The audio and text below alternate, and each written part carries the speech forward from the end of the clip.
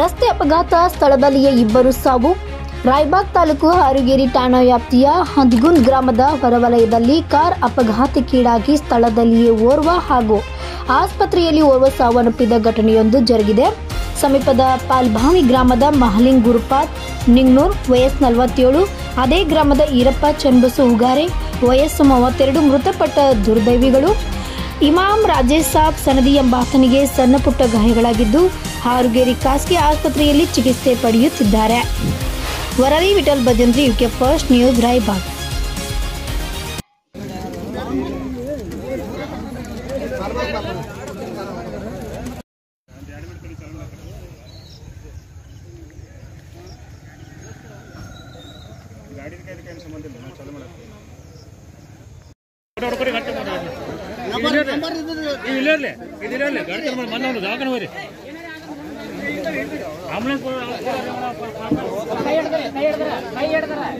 ಏನ ಮ್ಯಾಲ್ ತಗೋ ಆ ಕಡೆ